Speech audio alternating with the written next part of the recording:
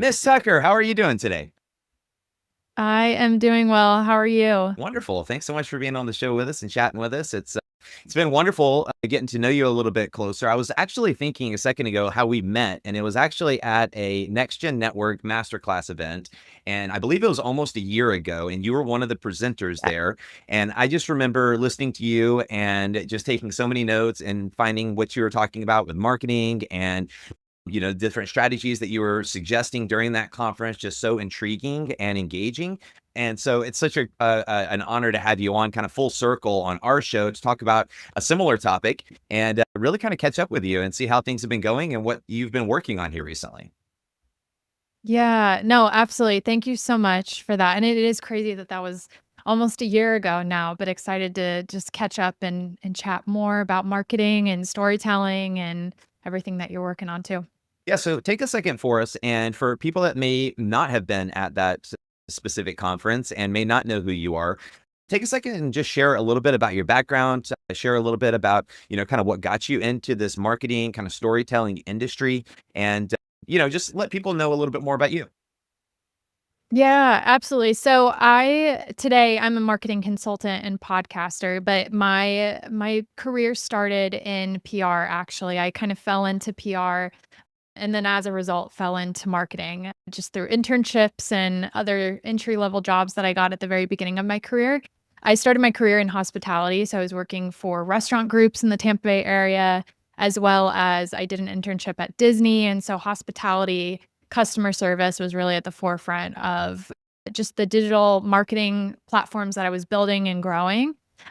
And so ended up moving to New York to work for an agency for a bit just to expand my skill set, work in a number of different industries. So now today, gosh, almost 10 years later, I've worked in a number of different spaces, really dabbled in working with small businesses to global brands, and it's just been a lot of fun, but I love working with today small business owners to build their marketing strategies and their growth plans and execute tactically on those plans as well. So when it comes down to marketing, and you've had the opportunity to work with some pretty big name organizations over the past, what's one thing about marketing that has really stood out to you that has maybe changed over the past 5 to 10 years that you feel is noteworthy?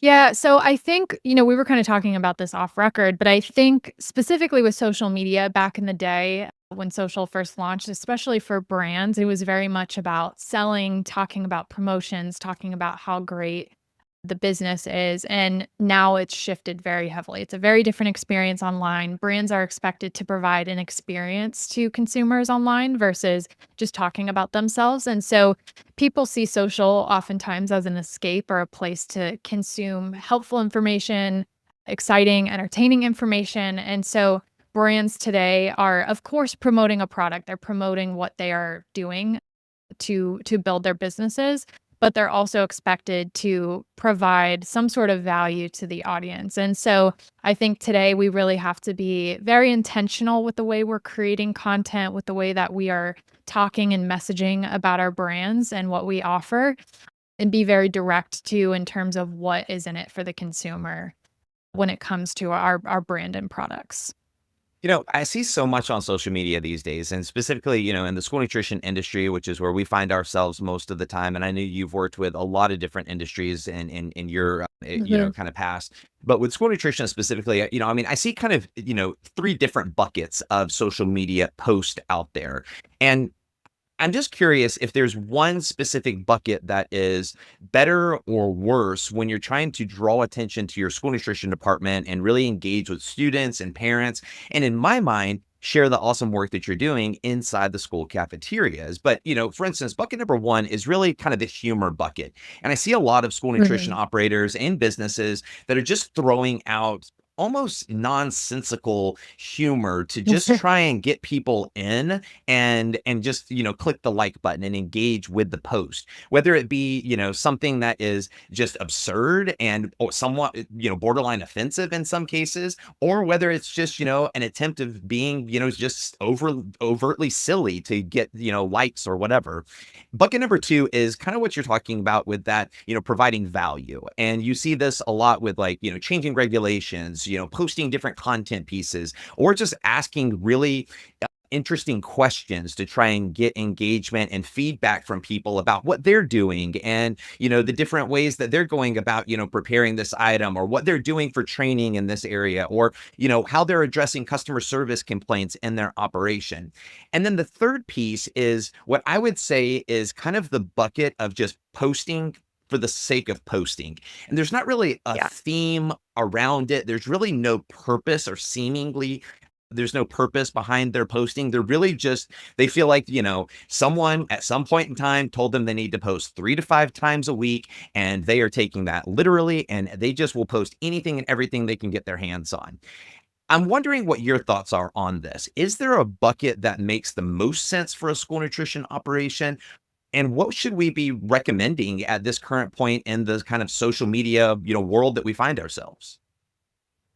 Yeah, so value is definitely the most important. And not to say that, humor, I'll speak to that for a moment. So humor is a really important touch point into human emotion and connection, right? Like people love to laugh. They love, again, that escapism that social media offers. However, the issue becomes when it is disconnected from your brand and the purpose and what you're ultimately trying to do.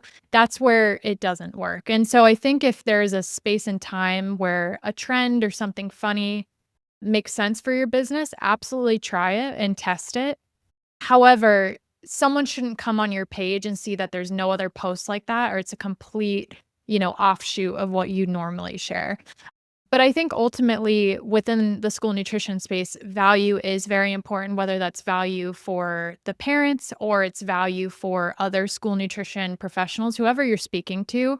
People want to gain and to learn something from your content. And that's what's going to get them coming back for more and more.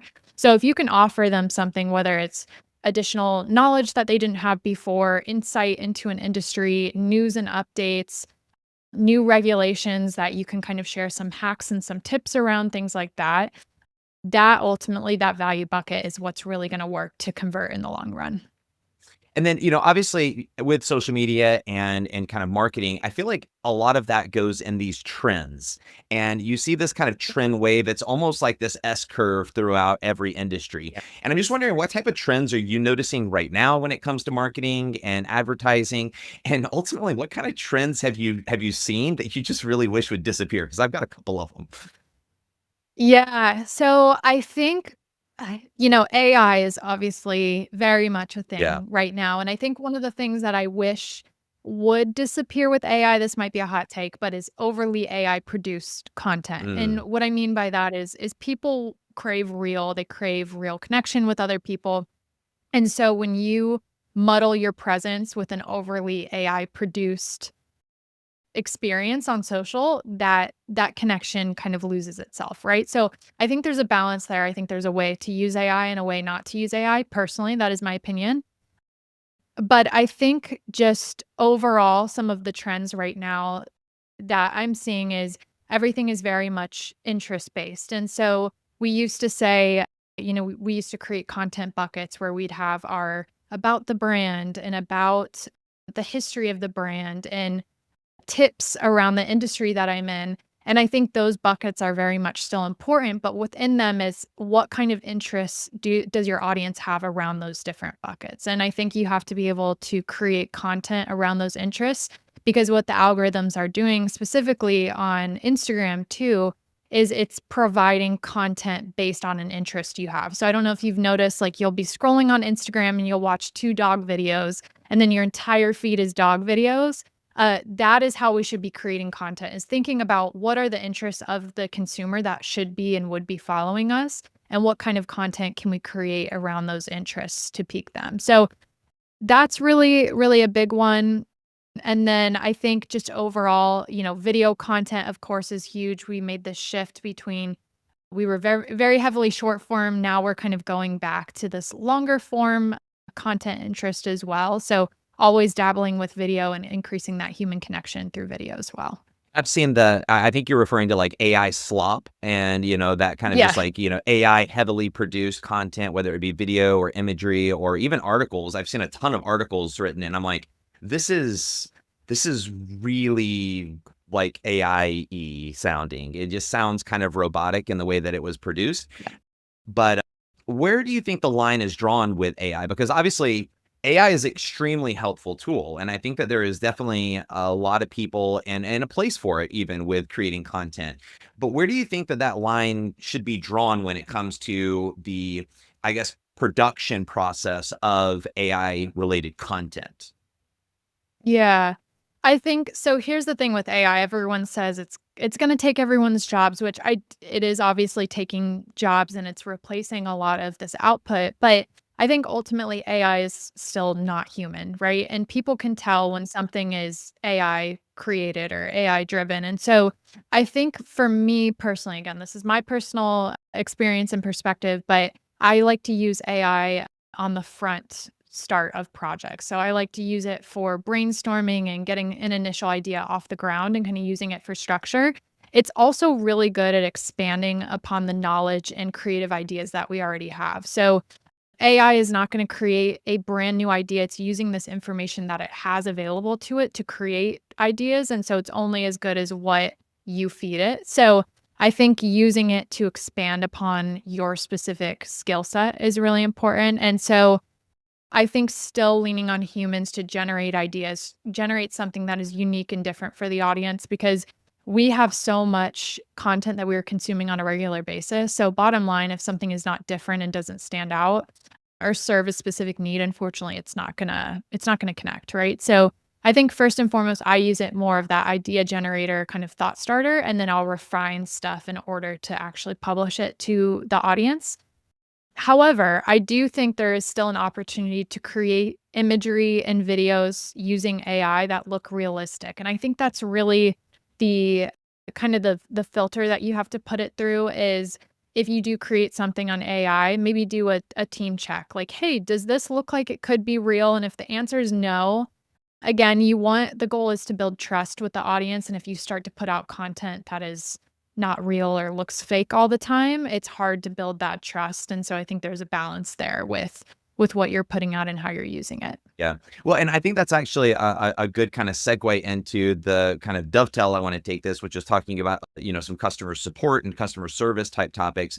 Because, ultimately, I feel like the marketing piece is really, hey, this is what we are providing. This is the service that we're doing. This is what we're using to get people enthusiastic and, excited about the program or, the product that we're going to be producing. And to your point, over AI can make that almost look artificial and unrealistic.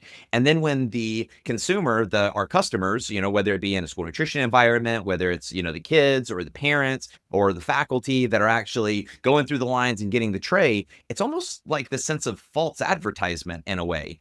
And I'm just wondering, where does customer service come into this? Because I know that there's people out there that, are going through and they're, kind of experiencing some of this. And I mean, I'll be honest, from a company perspective, we deal with the same kind of struggle with this intersection between marketing and customer service. Because when we started our company, my big focus was I want to start with building a top-notch customer support program. I want to make sure that our customer service is the best possible customer service that anyone is going to find out there. But one of the things that we sacrificed in that was we sacrificed a lot of times, the marketing behind that. We wanted to have top of mind awareness. We wanted people to know who we were, but we didn't want to over advertise in the kind of almost fear of growing too quickly, where we couldn't have the customer service match the demand for the product. And so we've tried to have this balance of slow, steady growth so that we can always provide what I felt was a cornerstone of our program, which is our customer service. But tell me a little bit, in your opinion, where should that intersection be? And how does customer service, or I guess, how should customer service and what should the role it play be in that kind of marketing strategy when we're sitting down with our team and really developing that? Yeah, so I think a couple things. I always tell people all the time that good marketing is not going to solve for bad customer service or bad operational structure. And so I think first and foremost, when you are going to build out a marketing plan, is making sure that your experience is buttoned up, right? Like once a consumer or a client walks into your door, is the experience what you want it to be? Are you providing a solution? Is it easy? Is it easy to get what they're looking for? That kind of thing. Do you have structure around your customer experience? Do you have talking points to solve problems, issues, whatever? And so all of those pieces need to be near perfect before you go to market something. Now, not to say you have to wait for all of that stuff to be at the utmost just perfect thing. There's no evolution to that. But I think at the end of the day, the disconnect becomes when you start to market something and people come to your door. If you're not providing an experience that is the best and it is getting them to come back for more, you're going to lose them. And so, in order to create marketing that drives people into your door, there has to be a connection between your marketing and your operations slash customer experience. Those teams have to be working together to make sure the messaging lines up with the actual experience, or else you start to lose that trust, right? So I think they definitely go hand in hand. And then the other thing too is there is an element of customer service within your marketing itself too. Social media, for example, is very much used as a customer service platform nowadays. People tweet your business, message your business, to ask question, to get clarity on a problem that they're having with your product or what you're offering. And so you have to be ready and prepared to answer those questions quickly and clearly, and making sure that that messaging lines up between that digital experience and the in-person. So if you're saying something to someone online, I would really hope that the same thing would be said to someone in person if you have an in-person experience, for example. So again, everything is very much intertwined. They have to be connected, and you have to always be communicating between the teams, or else you'll start to lose people, unfortunately. Yeah, and I mean, I feel like now that customer support you're talking about through social media is such a public customer support situation where it really hasn't been in the past. In the past, if we had Yep. a disagreement with a customer or a customer had a problem with our product, we could have a private conversation with them, help them to resolve that. But if they go to social media, that problem is now a public problem, and our response to that is also a public response. So I 100% agree with you. We've got to be aligned with the product and across our entire team exactly what our response to different situations is going to look like. Which brings up another question Yep. for me, and that is, how do we are there different ways that we can go about ensuring that we are providing an alignment between these two different kind of sides of our organization? How do we are there audits that we can do? Are there internal kind of inspections that we can perform? What does that look like to ensure that there is that alignment piece? Yeah, so on the marketing front, I always like to do a bit of an audit on that experience. I like to ask teams, managers, people who are kind of in the day-to-day weeds with the consumer, and making sure, are there any questions coming up on a regular basis, concerns, kind of issues or gaps in the process? Mhm. And we can address that and make sure that me on the marketing side, that I'm aligned with responses or messaging around anything like that that will come up. But also ensuring that I know, what are the steps that you're taking actively to resolve for that. So then I can communicate that to consumers. The other thing that I always like to do is I like to work hand in hand with operations and customer service to build out a online response matrix. So it's essentially this ever living, breathing document where I have common questions or concerns that come up from consumers, and making sure that I have very direct, very clear responses already written out, templates that I can use to quickly respond to some of those concerns that come up. And then if anything new comes up or I start to see additional problems rise up, making sure I'm always adding to that document. So we're always clarified on, what are we telling them to do? How are we responding? Is it aligned with the values of the organization? So that I don't leave, to your point, a question or a bad customer concern out live on the internet with no response to it, because that sends a message too. I think the biggest issue that some companies can make is when consumers do ask questions, or they have concerns, or they had a bad experience, unfortunately, with your product or company, they're sharing that online, and then there's either no response from the company, or you delete the comment, which I would never recommend doing, or it's just handled improperly. And so I think having a process aligned with your operational team is important. And then the other point to that too, especially if that conversation is happening publicly, is getting it to a private atmosphere as quickly as possible. So for me, it's, hey, thank you so much for your concern. I'm so sorry this happened.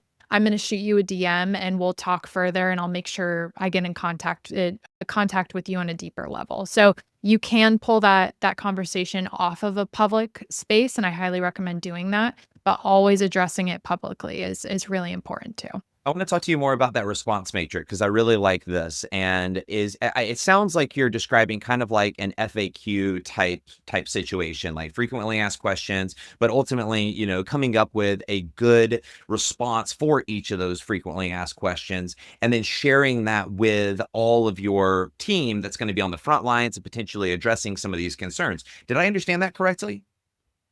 Exactly. So that's typically when I'm building them out, that's where I start. Is I'll go on the website for a brand and I'll first pull in those FAQs and then we'll expand on that. So you can have different buckets. You can have a product response matrix. So if someone's asking about nutritional information, or hey, my child has a celiac disease, is this going to work for them? You can make sure you have responses to that. And then you can have company-based Q&As as well. So maybe asking a specific question about the business and where they're located or how to get in contact with them. So absolutely, you can take the FAQ and expand upon that. And then kind of reversely as well, I would recommend, as questions come up from your consumers that you think is helpful to place on your website, also add those publicly there too. FAQs are not only very helpful for SEO and AEO, which is a whole nother conversation, but it's also addressing some of those key questions that come up first and foremost before they engage with you, so there's no hesitations or problems going into an engagement. I love this angle that you're taking because I've always felt like customer service is really um, it's really contingent on proper training of your team.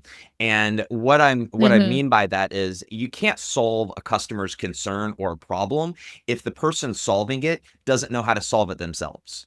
And ultimately what you're referring to, and what I've noticed in just my years of working in business and schools and restaurants and so on, is that oftentimes a customer concern will come through to someone on the front lines, and the response that person gives is, let me get my manager, or let me go Yep. and find someone that can solve your problem. But what you're telling me is what we should be doing is really sitting down and coming up with these responses before they become concerns, and making sure that all of our team are properly trained on how to address each and every one of these concerns. So they don't have to say, let me go get a manager. They know the answer to that customer concern because we just had a training on how to respond to all of these. Yep, exactly. And I think sometimes we're too close to what we're doing in order to anticipate some of those concerns, but one thing that I would recommend doing as well is you can feed information on your brand and on your products to AI. You can also feed some of those thought starter Q&As and say, "Hey, what are some gaps or questions that you can anticipate that might also come up that I can be aware of and start to plan around?" And so I think it's not only addressing things based on what you've heard in the past, but also just overly anticipating what could potentially come up, and is our team well prepared for those questions and concerns. Yeah, absolutely.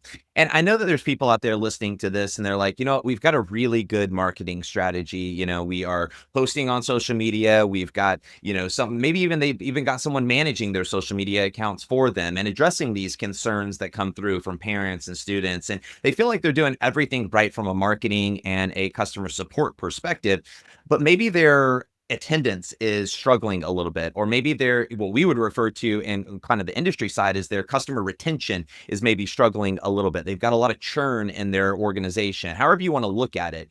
But for organizations that might be concerned with, retaining of customers, getting more kids to come in, even though they feel like their marketing is top notch, what would you say to those operations when it comes to, looking at, the tail end of the school year? We're going into a planning phase for the upcoming school year over the summer months. What are some different strategies that you would maybe point to or recommend to them that can maybe help them with boosting attendance in their cafeterias for this upcoming school year, and maybe kind of revamping their either marketing or their customer support to really accommodate that goal of theirs? Yeah, so I think first and foremost, as we've discussed, it's auditing that experience when they actually get to you in the long run, and making sure that that's buttoned up. I think the other thing too that we often forget is social media is amazing, and I love using that as a resource to educate consumers, let them know what is coming up or what's new with your business, keeping them informed. But there's also other platforms and tools as well. So not every parent, not every target market is going to be on social media. So how else are you providing knowledge and information to them that's going to be helpful? So one of the ways that I personally love is using email for that, for example. So we have this thing in the marketing world called nurture sequences, for example, where it's maybe a consumer isn't necessarily ready to activate or buy from you or take the next step, but you are nurturing them or you're providing really helpful information to them on a regular basis that gives them the information that they need so that when they're ready to take that step, it's easy access for them, right? And you've built that trust with them to get them to think of you first when they go to buy a product or solution that you're providing. So I think using tools like email is important, getting people off of those non-owned platforms. We don't own social media, getting them to your email list so that you can nurture them over time, provide them with value on a weekly or monthly basis, whatever that cadence is that looks like for you is important. And then also just testing different messaging, testing different content types. I think a lot of times we get into this rhythm of using the same things over and over again, which is fine, but switching up one or two variables, whether it's the type of targeting or the type of creative you're putting out or the type of messaging that you're sharing, switching that up slightly. And maybe that's the thing that you need to really connect and engage people on a deeper level. But I think ultimately the different digital and in-person touch points is going to be really important. So again, email is one, social is one, also making sure the in-person, the people who are actually face-to-face with your target consumer, they're educated on asking for that lead or that sale as well, reminding them of upcoming events or product offerings, etc. And so there's this huge ecosystem of people are always being reminded and pointed back to that offering. And over time, I think that'll work well in everyone's favor. So with the nurturing sequences that you mentioned, it sounds like that's kind of similar to like a drip campaign if you were to put together kind of Yep. like an email automation sequence and things of that nature, which I love that idea. What type of, I guess, additional items outside of just sending an email would you recommend from a kind of a connection piece? If we're really trying to engage and connect with our audience, oftentimes I've heard the complaint, and I mean, we've noticed it on our end, just a raw email, a lot of times because we all receive thousands of emails, it seems like over the course of a week. A lot of times we'll just kind of skip over certain emails that we feel are not super important. So how do we provide that value like you're talking about? So that way when parents, when students, when customers see our email pop up in their email thread, they don't have that initial thought of, okay, well, next email, I've got more important things to look at. They say, Yeah. oh, I need to see what they have to say right now. Yeah, so I think one step is the more that you can segment down your audiences, the better. So when I mean segmenting, I mean, maybe for example, parents of K-12 is one segment, parents of high schoolers is another segment, parents of, college age students, for example. So you have these different groups where all of their needs are different. All of the solutions that they're looking for are different. And so making sure that you are providing direct value to those groups that they would need and want from you. And then I think, we talk a lot about value already in this conversation, but it really is value. It's people love hearing what you have coming up or what products you're promoting, but what does that mean for them? What is something else that you can take a step further to help them out with a specific problem or give them a specific piece of education or expertise that they didn't have before, making sure that your subject lines are very clear to what that value inside the email is. And then I think the other thing too is that's a very top of funnel or mid funnel offering. And then I think going one step further is, are there live webinars, live open houses, in-person open houses that you can host, something that goes a little bit deeper to give them even more education or value from your brand as well. So I think coming up, we always talk about value ladders in marketing as well. So free content is at the bottom of the ladder. As you go up further is a higher ticket offering. So I think a lot of times brands are really good at providing free social content and value and free podcast content and free email content. But then the next step is all the way up here. It's a very high ticket offering or a higher ticket offering, but they don't really have much kind of in the middle there to push them further up to that that product or that solution. So if you can create something else that's a little bit deeper engagement, a little bit deeper value, that's always a good solution. And online and offline events are a really great way to do that, or content series or something that goes a little bit deeper with your brand. Well, and it sounds like it could even, when we're talking about creating value, and I know there's probably people out there that are thinking, well, what value am I going to be sending out in an email as a child nutrition director to, parents? And I mean, I see it with school districts all the time. I mean, even with my kids' school district, the emails that we traditionally get from the school are always about problems that they're overcoming or challenges that they are trying to find a solution for. We're out of X. The bus is going to be late. We've got a substitute today. Those are the types of messaging that we typically get from the school district. We very rarely see, hey, we're implementing X to address, food allergens in our district. We're putting together a new proactive, kind of task force to, come up with, some new menu items for the students, and we would love for your, feedback and participation. Those are, things that I feel like would provide value, and ultimately also in providing or garner engagement as well from, our customers and stakeholders, when we're trying to get more engagement, to get their feedback on things that we should change or modify. What do you think about those different, kind of, things I just mentioned there? Yeah, no, I think that's great. I think ultimately, when you're thinking about what value to create for an audience online specifically, it's thinking back to just baseline foundation. What are you looking to do for students? Are you looking to make students healthier, happier, more engaged at work? Are you creating food or products that help with brain activation and cognition function? And so thinking about what is that like baseline solution that you're providing? And then what are all the different solutions or value pieces that you can provide to them. So for example, let's say your goal is we want to make students healthier so that they can excel in their studies, they can excel in their pre extracurricular activities, etc. And so what more knowledge or value can you offer to the parents to help extend that outside of the school? So like for example, maybe it's a tip of the week for a new snack or something that parents can buy to extend that healthy nutrition at home. Maybe it is a new activity that the students can try or that the parents can do with the students. And so it's going a little bit beyond what that actual product and offering is to continue that goal for them and helping parents make that easier, right? Every parent wants their student to be healthier, right? So what can you offer to them to help extend that outside of the school?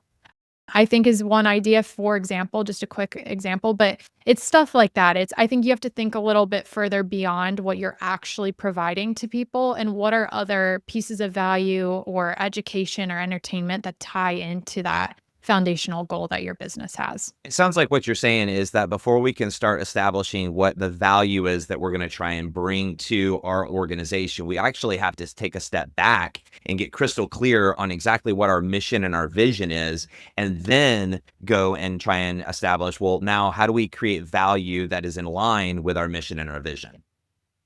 Exactly. Exactly. You have to have all of that buttoned up to not only, we talked a lot about customer experience, the operational standpoint, but who are you? What do you stand for? What are you looking ultimately trying to do? What is that big mission vision? And you have to have that outlined, and that's going to help all of the other content flow from there. So we've had a kind of a rounded conversation. I want to start to wrap things up here. And I'm just curious if you had to put together kind of a 1-2 kind of punch when it comes to marketing, customer service that you would recommend to an organization, a school nutrition department, or anything in between. What's your 1-2 punch for folks? Yeah, I think number 1, just remembering that what you're doing is for other people, making sure your messaging clarifies that, making sure your messaging clarifies a problem, it clarifies a solution to that problem, and then you're offering value extended from that. And then I think the other thing too is marketing is all about testing and learning. So don't be afraid to test new content ideas, get creative with what you're providing, be human, tell really good stories and just put stuff out there and see how it lands with people and just continue to iterate and grow from there. But I think at the baseline of everything, if you provide a really awesome solution and a really awesome experience for your consumers, make sure that extends to social and just create a really awesome ecosystem for consumers. I love it. Well, hey, I got one more question for you before you go, and I like to ask people this in kind of closing. It's a Yeah. fun way to wrap things up. But I'm just curious, if you had a billboard on the side of the street and you could put one message on that billboard for every single person in the world to see each and every day headed to and from work, what would be on your billboard? Oh gosh, kindness goes a long way. I know Yeah, that's really cheesy and it's very cliche to say that, but we need more kindness in the world. We need more kindness online, offline, in our businesses, in our day to day. And so, yeah, just be kind to other people. I love it. I love it. And we definitely need more kindness in the world. And I appreciate you being kind to us and coming on the show today, and sharing your insight and expertise with us. It's been a pleasure, and I hope to have you back very soon. Absolutely. Thanks so much for having me. This has been great. Awesome. Awesome.